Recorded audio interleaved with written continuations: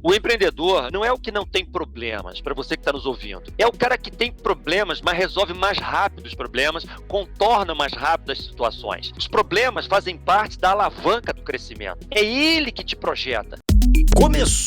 Começando agora mais um E-Show. Empreendedorismo, é inovação, é você à frente do seu negócio. Hoje você vai conhecer o Ladimir Carvalho, fundador e CEO da Alterdata. O Ladimir veio de uma família classe média baixa e do zero mesmo, iniciou a Alterdata, que hoje é uma gigante no mundo de softwares. Um orgulho de empresa genuinamente brasileira competindo com grandes multinacionais. Vamos ver o Ladimir? Então, vamos com a gente!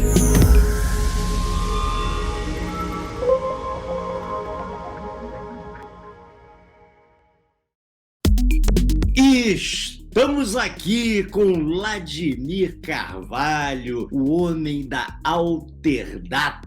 Prazer grande ter você aqui com a gente no E-Show. Quero começar logo perguntando para você, conta um pouquinho dessa sua trajetória como empreendedor. Sei que o bichinho do empreendedor já te mordeu desde que era garoto, né? Vamos lá, primeiro, Flávio, meus parabéns aí pelo trabalho. Estou bastante impressionado com o que você tem contribuído aí com o mundo empresarial, com a sociedade, porque essas entrevistas têm dado muitas ideias, insights, pessoas muito bacanas, expressivas, mostra o peso que você tem no mercado de estar agregando valor aí com pessoas que acreditam tanto no seu trabalho. Então, muito obrigado pela oportunidade de eu estar aqui junto com você nesse momento. Mas você tem razão, esse bichinho aí me mordeu lá atrás porque eu venho de uma família de classe média, não venho de uma família rica, estudei em colégio público minha vida inteira praticamente, venho de um bairro muito simples aqui em Teresópolis. Meu pai era um técnico de eletrônica, Flávio, ele consertava televisão, rádio, som, esse tipo de coisa. Tinha uma empresinha pequenininha com 3 ou 4 pessoas aproximadamente e com 14 anos eu já fui trabalhar com meu pai. Então acompanhava, consertava algumas coisas, fiz treinamento de eletrônica e naquele momento, apesar de ser uma empresa pequenininha, eu me via ajudando meu pai. Teu pai já delegava alguma coisa para você? Eu fiz treinamento, eu fiz cursos de eletrônica, então eu consertava televisão, rádio, esse tipo de coisa. Tinha conhecimento de troca de componentes, esse tipo de coisa assim. Isso é muito legal, né? Um garoto, né, já tendo esse sentido de realização, né, de fazer. O mais bacana, Flávio, é o seguinte, eu acho que a gente tem que analisar, na minha concepção hoje, uma pessoa mais madura, eu observo que a gente, às vezes, quando é jovem, quando é criança, adolescente, você não tem a consciência exata de o quanto que algumas coisas vão ser grandes conexões, grandes bolinhas que vão se grudar com outras em algum momento. Naquela época eu via como ajudando meu pai, mas na verdade tinha uma coisa por trás acontecendo que eu não percebia porque eu era um menino ainda. Eu estava ganhando uma consciência do que era ter um negócio. Porque meu pai tinha clientes, tinha funcionários, ele comprava de fornecedores, ele tinha que fazer cálculo de custos, ele tinha estatísticas. Eu com 14, 15 anos de idade, ele tinha um caderninho que eu fazia as anotações de quantas TVs, de que marca foram consertadas, que tipo de problema aconteceu, quantos clientes ele atendeu e fazia uma análise se os clientes estavam aumentando ou estavam diminuindo, que época tinha mais resultados. Com 14, 15 anos eu já estava fazendo esses indicadores para ele, num caderninho em papel, tudo anotado. Isso é um negócio, inclusive, que eu tenho que até um dia perguntar para ele se ele guardou, porque aquilo ali foi a minha origem de começar a entender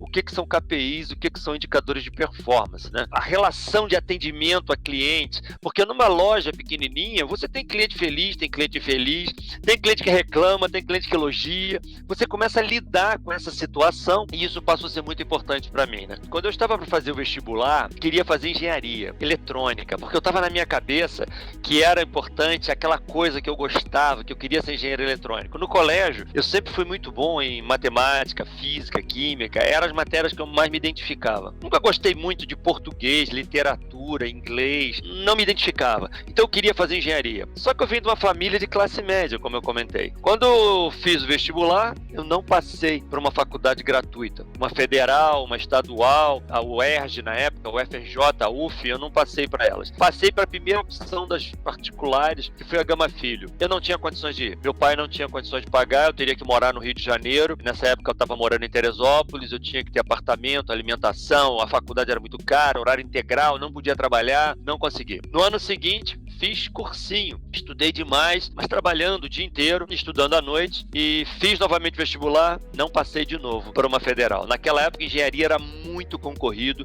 era mais ou menos a medicina de hoje, era muito difícil e eu não consegui. Com medo de não fazer um curso superior, eu fiz paralelo.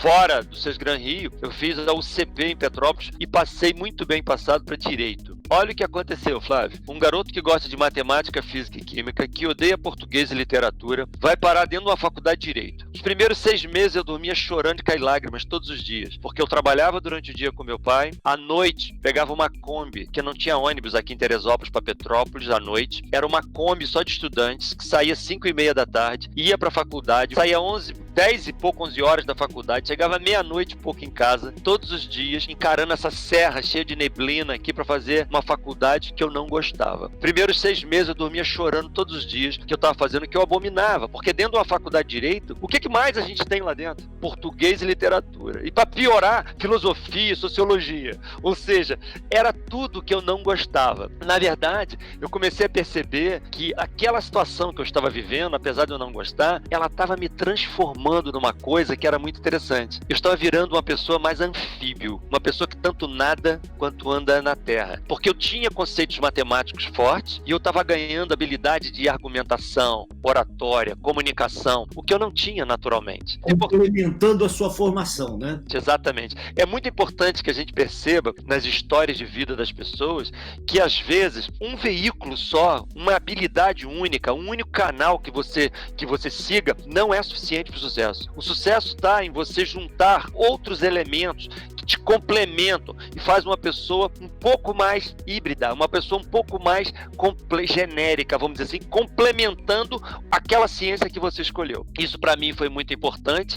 Eu comecei a levar a faculdade a sério, fui presidente da comissão de formatura, fui representante da turma, fui orador da turma de Direito, advoguei durante 2 anos, porém, dentro da faculdade, começou a acontecer uma coisa interessante. Aí entra aquele bichinho que você falou, porque a microinformática estava aparecendo no Brasil, os computadores estavam ficando baratos, isso em 1984, aproximadamente. Não existia naquela época faculdade de tecnologia, não existia curso de programação, era muito difícil. Eu comecei a me interessar por esse assunto, comecei a aprender a programar computadores sozinho. Eu não tinha ninguém para perguntar, porque não existia internet, não existia fórum de debate como hoje. Você tinha que aprender de uma forma autodidata. As literaturas eram todas em inglês, não tinham literaturas em português, porque não tinha livros nacionais sobre esse assunto. E eu comecei a ler desesperadamente, estudando de madrugada, e comecei a aprender a programar computadores. E comecei, dentro da faculdade eu já tinha alguns clientes em Petrópolis. Eu fui fazer faculdade em Petrópolis e me casei com uma colega de turma, e com 21 anos já estava casado, tinha filho já com 21 anos, e nessa época eu tinha que gerar receita de qualquer maneira. O interessante ainda é que é o seguinte, eu não estava montando uma padaria e eu não tinha conhecimento, era uma empresa de software, que eu falava a palavra software, ninguém sabia nem o que era. Pra você ter uma ideia, da minha família eu tinha problemas, da minha mãe, minha avó, falando, meu filho, você está fazendo o quê? O que é isso? Não tinha noção do que era. Não tinha noção, era um negócio assim, meio, entendeu? Meio extraterrestre para um ser humano normal. Eu não entendiam o que era um negócio que estava enfiado dentro de um computador, como é que aquilo funcionava, como é que ganhava dinheiro com isso. Era muito diferente. E como eu não tinha ninguém para perguntar, a força de você aprender algo sozinho era o que alavancava. Enquanto muitos ficavam assim, isso é legal, o dia que abrir um curso na faculdade, eu vou aprender. Não, eu estava estudando, aprendendo sozinho, testando e tendo uma coisa que eu passava credibilidade para as pessoas. Então, quando, por exemplo, um cliente me contratava, queria botar um computador na empresa dele, um computador naquela época, Flávio, custava o preço de um carro zero. Ele tinha que me pagar para botar um tal de um software lá dentro que ele não sabia nem o que era. Era muito complexo. Eu tinha que ter uma coisa que muitos não tinham, que era muito interessante, que era a credibilidade, que era olhar nos olhos e a pessoa acreditar em você. É olhar nos olhos e a pessoa prestar atenção. Naquela época, eu passava um problema. Antes da Alterdata existia. A Alterdata foi fundada quando eu tinha 25 anos. Eu tô contando uma história aqui de quando eu tinha 21, 22 aproximadamente. Eu me casei com 21 anos, então com 21 e pouquinho, 22 anos,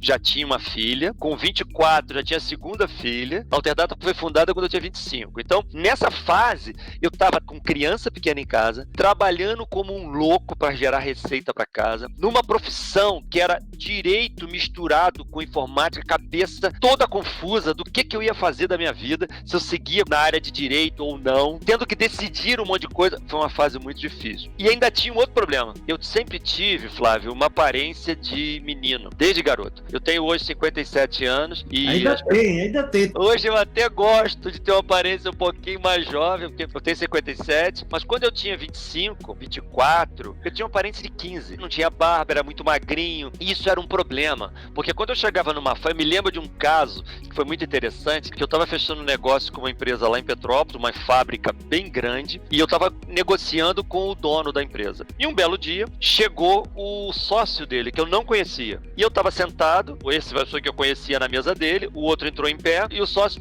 apontou para mim e falou pro sócio, falou, esse que é o Vladimir, a pessoa que vai construir os sistemas aqui na fábrica. Aí o cara que não me conhecia, Flávio, sabe quando ele dá aquela filmada que olha de cima e embaixo assim? Olhou de cima e embaixo, virou pro sócio sem olhar para mim, olhou para ele e apontou assim, você tem certeza que nós vamos entregar esse monte de dinheiro na mão desse garoto aí? Quando ele falou esse garoto aí, eu comecei a sentir o seguinte, eu estou na frente de uma objeção, eu estou na frente de um problema, eu nasci com essa cara de menino, e o que eu vou fazer? Aquela noite eu não dormi, porque aqui eu falei, isso vai começar a me atrapalhar na profissão, eu tô com uma aparência errada, eu não tô passando credibilidade, eu não dormi à noite, no dia seguinte eu tomei uma decisão. Aí entra as características de empreendedorismo. O empreendedor não é o que não tem problemas, para você que está nos ouvindo, é o cara que tem problemas, mas resolve mais rápido os problemas, contorna mais rápido as situações. Os problemas fazem parte da alavanca do crescimento. É ele que te projeta. Mas a maioria das pessoas normais se acolhem, esconde na caverna na hora que vê um problema. O empreendedor é aquela pessoa que é mais ousada, não é o destemido que faz besteira e avança, mas é o que para, pensa e resolve mais rapidamente. Tem maneiras de ultrapassar, né? E é exatamente isso que você às vezes as maneiras, Flávio, não é a maneira de um monte de dinheiro, tecnologia, não. Sabe qual foi a maneira que eu resolvi? No dia seguinte eu deixei crescer um bigode e uma barbicha, eu usei durante 5 anos. E passei a usar gravata todos os dias. Eu usava gravata, bigode e barbicha. E isso funcionou. Isso me deu um pouco mais de responsabilidade e avancei. E os contratos começaram a acontecer, as coisas começaram a ocorrer. Sabe qual é a frase que eu uso melhor para representar isso, Flávio? Antes de você ser bom, você tem que aparentar ser bom. Senão ninguém deixa nem você provar que é. Não adianta você ser o melhor médico do mundo se você tem uma aparência horrorosa. Ninguém deixa você nem provar que você é o melhor do mundo. Não adianta você ser o melhor programador do mundo se ninguém confia em você. Comecei a perceber, Flávio, que programador é uma função muito técnica, como são muitas outras. Como é um advogado quando sai da faculdade, um contador, um engenheiro, um médico. É muito técnico. Só que no mundo corporativo, o lado técnico, ele é um pedaço do sucesso. Para mim, não é mais de 30%. É isso mesmo para você que está nos ouvindo. Você estuda 5 anos na melhor faculdade do Brasil e o que você aprende é 30% do sucesso. Os outros 70% são as coisas que você vai adquirindo para ser mais hábil. O que eu comecei a perceber? As pessoas de TI naquela época eram muito introspectivas. Nós chamávamos de CDF, aqueles que eram muito concentrados, hoje eles chamam de nerds, mas são aquelas pessoas que são muito técnicas, introspectivas, se comunicam um pouco. Eu comecei a perceber que eu era um bicho meio híbrido, meio anfíbio, vivia em 2 mundos.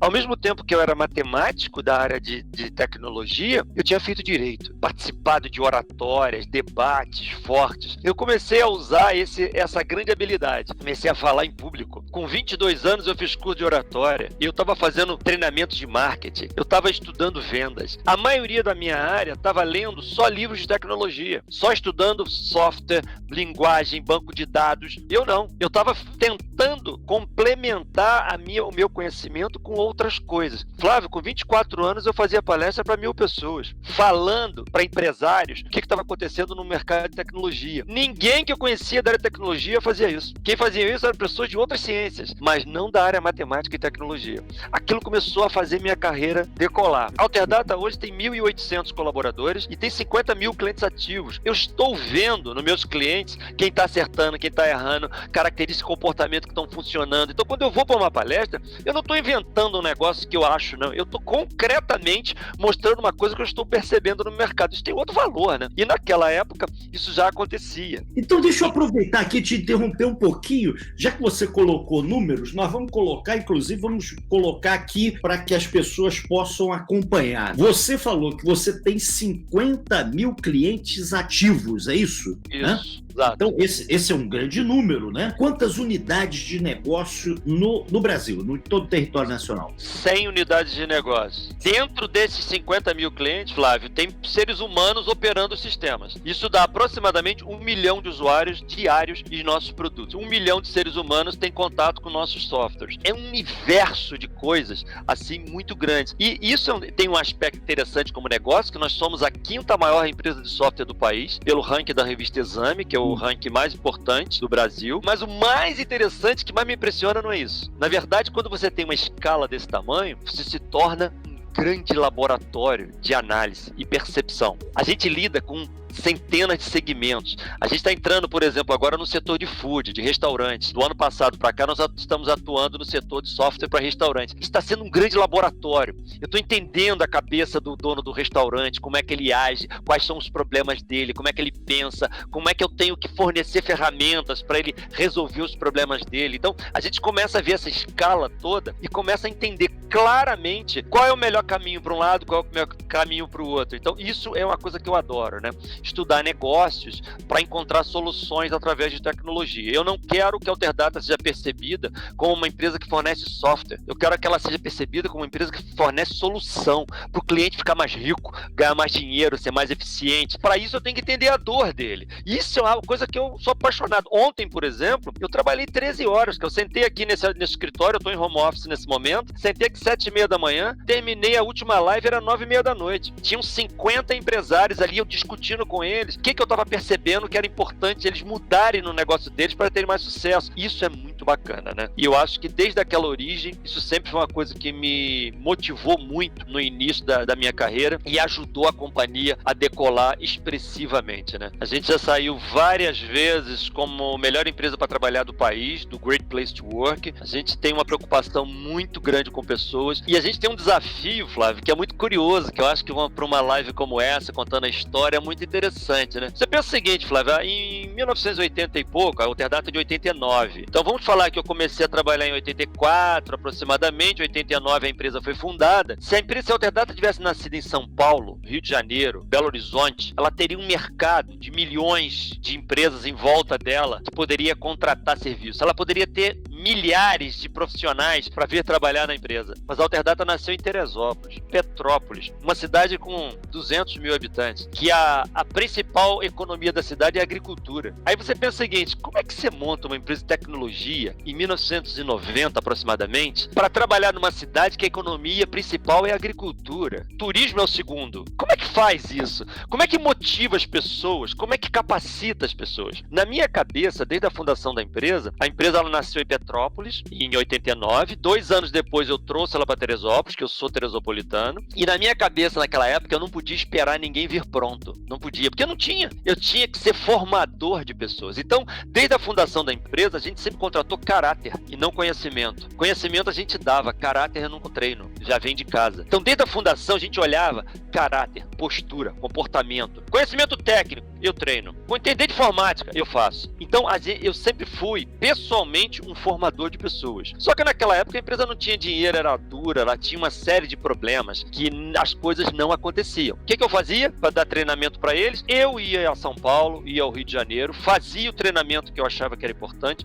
voltava para a empresa, refazia a apostila desse treinamento, desenhava lá para a Alterdata. Na semana seguinte, eu estava dando treinamento para a equipe que tinha na época, 20, 30 pessoas. Multiplicava, né? Multiplicava o conhecimento que você tinha adquirido, né? Que bacana. Aí, na minha cabeça, eu pagava um curso terço só era pra mim. E eu fazia pra 30 e dava pra 30 da minha equipe. E aí você começava a formar um exército de pessoas em vendas, no suporte, no atendimento, nas estruturas administrativas. Desde o começo, a empresa sempre foi muito metódica. Com minha cabeça de engenheiro, eu sempre fui fanático por números. Então, a empresa com 6 meses de vida, ela já tinha indicadores, cara. Eu já fazia o que eu aprendi com meu pai. Ela já sabia quantos clientes ligavam, por que razão, quais software estava dando mais bug, quanto tempo de atendimento. Eu tinha um monte de números com 6 meses de vida. Então, ela já foi nascendo, eu costumo usar a expressão, com os fios na minha mão. Os fios estavam todos aqui. Aconteciam alguma coisa, eu logo sentia um fio puxando. Não, peraí, acerta isso aqui, acerta aquilo ali. Nós estamos errando aqui, corrige isso, corrige aquilo. Isso foi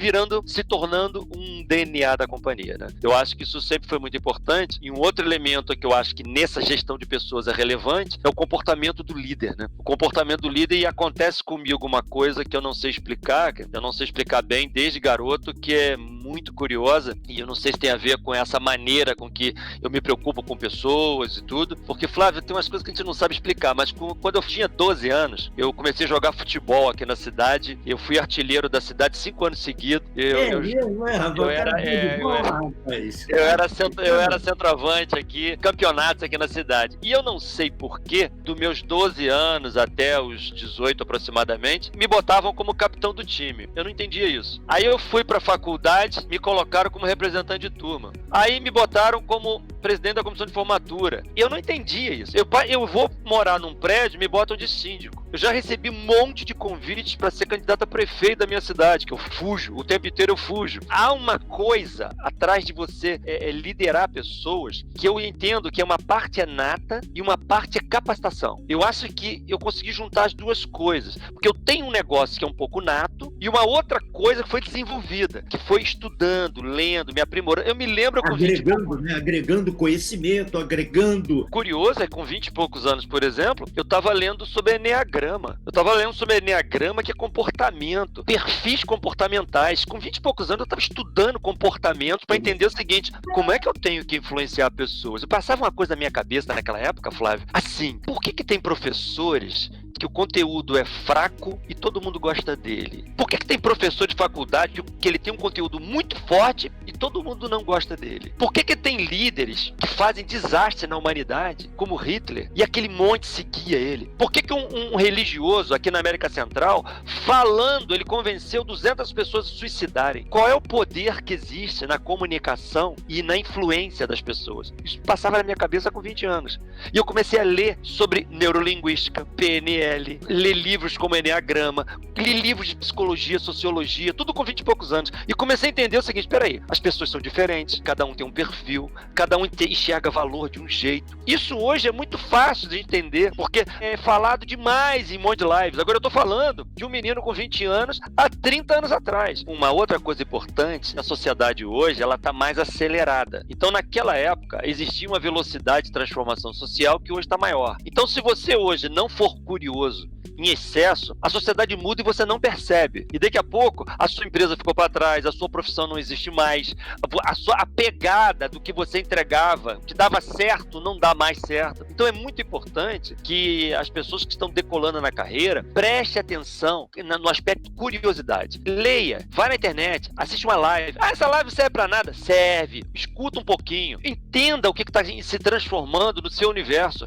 Ah, sei lá, eu trabalho com fisioterapia, eu tenho que aprender uma técnica nova, eu sou dentista, tenho que aprender uma técnica nova, eu sou do varejo, será que eu tenho que atender os clientes diferentes? Costumo falar muito, Flávio, que a ciência hoje do sucesso não é você ter respostas, mas é você saber fazer perguntas. Por que isso está acontecendo? Por que é assim? Por que tem que ser dessa forma? Será que não pode ser de outra maneira? Porque nós estamos vivendo uma sociedade de incertezas. Se a sociedade é de incertezas pela transformação que está acontecendo, é mega importante você ser curioso, fazer perguntas, ter dúvidas. E isso faz parte do jogo do sucesso hoje em dia. Não pode faltar a grande sacada e a grande cagada. Ou seja, a gente erra erra também, né, Vladimir? A gente erra no caminho e tem que ter a sabedoria de aprender com os erros, né? Então vamos começar com a grande sacada. Qual foi sua grande sacada? A minha grande sacada foi entender, quando eu tinha 20 e poucos anos, que tudo o que eu era reconhecido como uma pessoa de qualidade era apenas um pedaço da minha operação. Eu era elogiado por ser um programador, eu era reconhecido por ser um excelente programador, eu tinha os maiores clientes daqui da região, só que eu tive a sacada de perceber que isso era pouco. Que eu tinha que, na verdade, além disso, eu tinha que ser bom vendedor, bom líder, bom gestor, bom planejador. Eu tinha que ter outras coisas. Muitos dos meus amigos que eram muito inteligentes como programador, eles se limitaram àquele mundo e não conseguiram crescer. Isso eu acho que foi a maior sacada. E até hoje eu entendo que eu tenho que ganhar continuamente novas habilidades. Então isso é muito importante, cara. Que bacana. E a grande cagada? Rapaz, a grande cagada, naquela época que eu estava começando, eu era iludido com os clientes. Às vezes os clientes falavam assim para mim: olha, se você fizer um software de transportadora, você vai ficar rico. Se você fizer um software para fazenda, você vai ficar rico. Se você fizer um software para odontologia, você vai ficar rico. Teve um período no início que eu não tinha foco. Eu começava a dar tiro em várias direções, porque eu estava sendo iludido pela visão pontual de um empresário, que era um bom empresário, mas ele só tinha a visão dele. E eu não entendia a importância do foco e do direcionamento. Eu fiz muita cagada, porque a gente construiu software que teve que jogar no lixo, a gente construiu software errado que o mercado não queria, só um cara queria. Até que chegou um momento, eu comecei a perceber o seguinte: peraí, cara, eu sou uma empresa de escala. Se eu sou uma empresa de escala, eu não posso escutar eu tenho que escutar um mercado. Flávio, isso mudou tudo na Alterdata, porque a gente começou a falar o seguinte: peraí, esse cliente está falando que tem uma oportunidade. Ótimo, é a visão dele. Agora eu começava a checar essa opinião dele com 30, 40 empresários parecidos com ele. E começava a ter uma visão de mercado e não de um. Então, a cagada no começo foi eu não ter foco. Quando a gente focou, a empresa, pum, explodiu. Porque hoje, a gente costuma falar uma expressão que tem muito a ver com isso, que é o seguinte: nós precisamos ser uma empresa excelente em algumas coisas, mas não mais ou menos num monte de coisas. Então, nós queremos ser muito bons fazendo algumas coisas, mas eu não quero ser o melhor software de fazenda, de hospital. Tem gente que faz isso. Eu quero ser excelente naquele range, naquela faixa que a gente atua. Lá no começo, eu fiz cagada. Eu não sabia disso. Então, é muito importante quem está nos ouvindo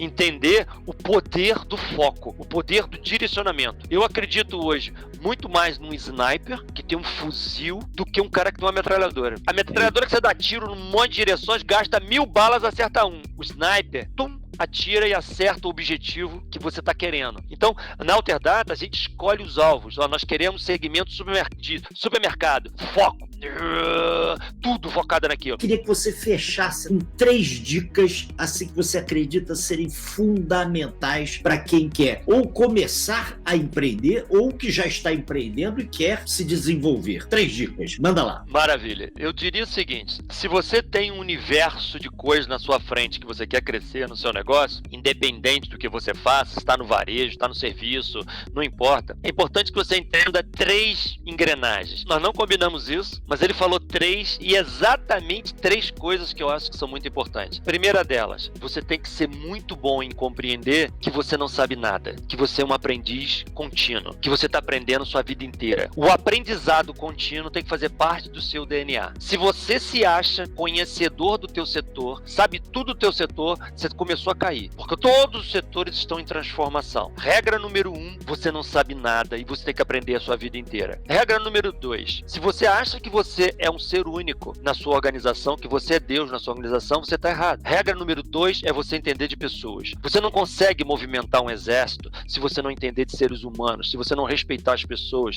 não entender que cada um tem visões diferentes, foram criados por famílias diferentes, estudaram em escolas diferentes e por isso eles percebem coisas e recebem comandos diferentes. É fundamental no passo 2 você ser excelente gestor de gente. Para isso, você tem que estudar, tem que se aprimorar, tem que ter referências de pessoas dessa área para que você consiga entender de ser humano. Regra número 3, muito importante, você tem que entender de indicadores de performance. Acabou a era de você administrar uma empresa por sensibilidade. Acabou. Nós estamos vivendo uma sociedade que está em transformação aceleradíssima. E a transformação acelerada significa uma frase importante: a velocidade é mais importante que a precisão. De novo, a velocidade é mais importante, a precisão. Você tem que implantar suas ideias mais rápido. Só que se você implanta mais rapidamente, você vai errar. E não tem problema errar, desde que você corrija o erro rapidamente. Para corrigir rapidamente, você tem que ter indicadores de performance e KPIs. Nenhuma empresa hoje cresce com pujança se você não tiver um mindset focado em administrar o seu negócio por indicadores de performance. Então,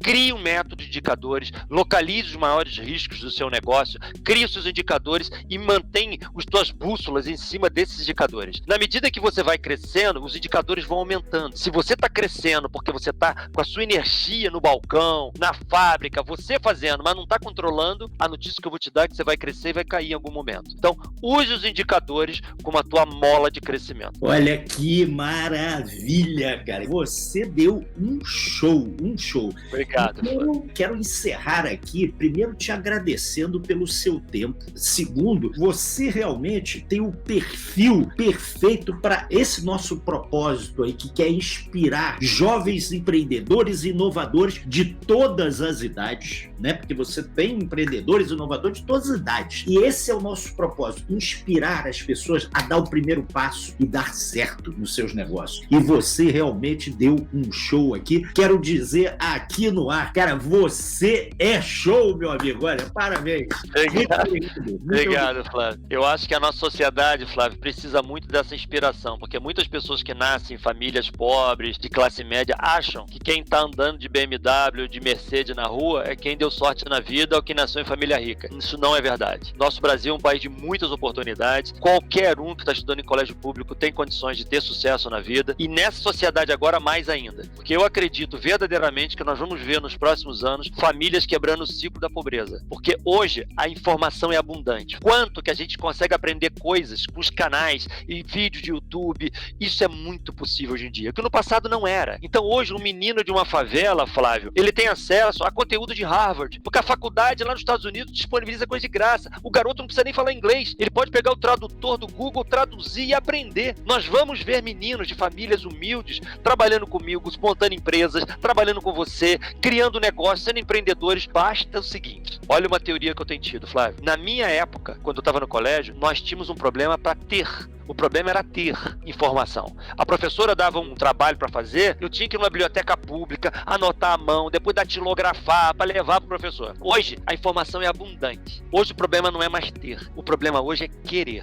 Hoje você tem que querer, porque ter você tem. Você falar, dar desculpa de que você não aprendeu algo, é desculpa, porque as informações estão abundantes, exponenciais. Você tem que querer. Então, a energia está dentro de você. Qualquer um no Brasil, de classe mais humilde, pode ter sucesso na vida. E o que depender de mim, do Flávio, para a gente gerar conteúdo para todos vocês, tentando inspirar e acender uma luz na escuridão para todos, vocês podem contar com a gente que nós estamos prontos. Somos parte desse exército de melhorar o nosso país. Que maravilha, rapaz! Obrigado, Vladimir! Valeu, grande abraço! Que maravilha! Pena que acabou, mas olha, semana que vem tem mais. Vejo você aqui na próxima terça. E vamos à frase da semana, e a de hoje é de Gary Vee. E quem mandou foi Marley de Oliveira Soares, de Aracaju, Sergipe. Ame o processo e não a vitória. Gary Vee. Valeu, grande Marley. Você aí manda sua frase também. Nós vamos encerrar o próximo programa com ela. Ó, dá uma força pra gente, se inscreve, é só um clique aqui embaixo. Foi muito bom ter você aqui com a gente no E-Show, o seu canal do empreendedorismo e inovação. Até a próxima terça aí. Forte abraço.